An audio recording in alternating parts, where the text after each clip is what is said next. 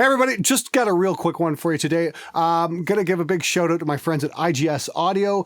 They've been helping out the channel for the last year or so. They sent me a couple really cool pieces of gear, which I will be reviewing.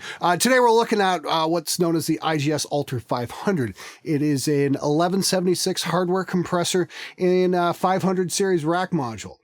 I thought it was a really cool design. I've honestly been looking for an 1176 that'll fit in my 500 series rack for quite some time. And when IGS approached me, I'm like, hell yeah, let's give it a shot. Let's try it out.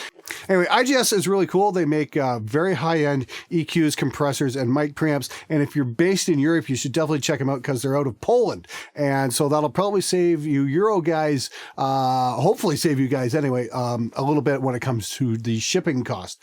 I'm just extremely impressed by the build quality from all of their stuff. Like I said, I've got the Alter 500 compressor, and I've also got the Rubber Bands EQ, which is kind of their take on the classic Pultec, which I will be taking a look at in the near future.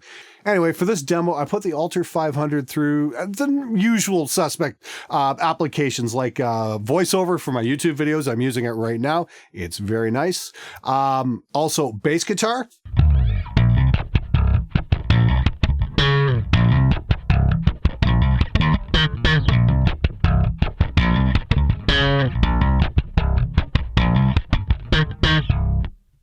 And snare drum. I've actually looped a track out of Reaper and dropped it in. Check it out.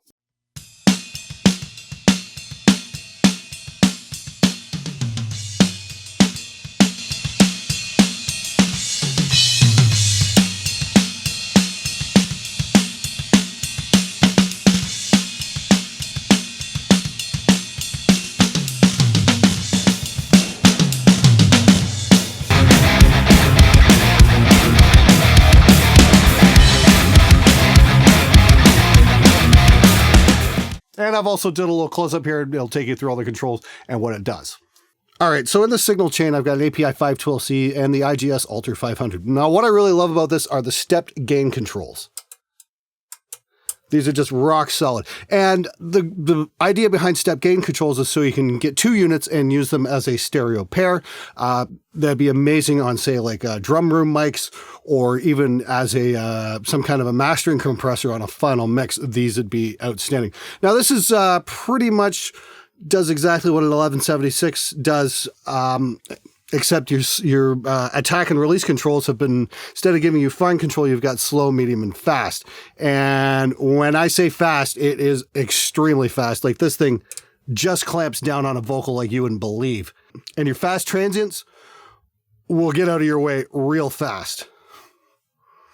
But I tend to prefer the slow attack on this. The medium attack's not bad, but the fast attack, it's not exactly what I'd call idiot-proof. You can definitely mess up a sound pretty easy with this compressor. This is not a software compressor. This is like lightning, this thing.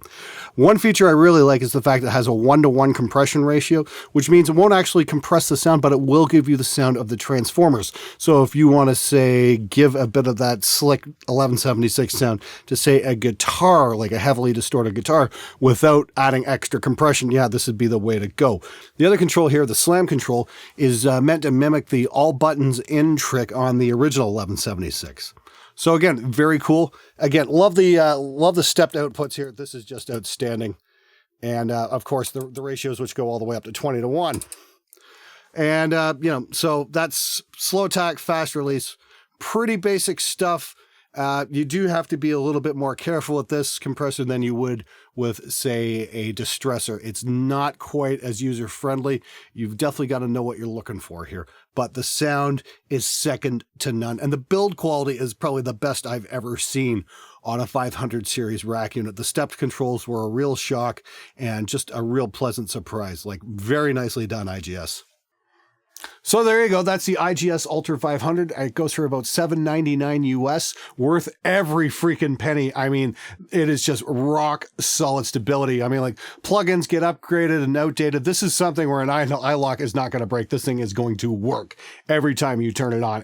Their build quality is absolutely rock solid. I'm blown away by that. They really took some care when they built this thing. Sounds fantastic. I wish I had like 8 of them because I'd be using it all the time. Sounds great on snare. Sounds great on bass. Sounds great on vocals. vocals. And if you're recording a lot of vocals, and Fluff will back me up on this, a hardware compressor on the way in, even though you're recording digitally, will go an awful long way into smoothing out your vocals. You won't have to, reach for the automation nearly as much. And for that alone, I would highly recommend getting your hands on one. So if you got a couple slots free on your 500 series rack, you should get one of these, most definitely. And if you don't have a 500 series rack, they make a stereo version which takes 2 rack units, I believe, but you should really check out getting a 500 series rack because they're just freaking amazing. Anyway, thanks for watching. See you guys next time.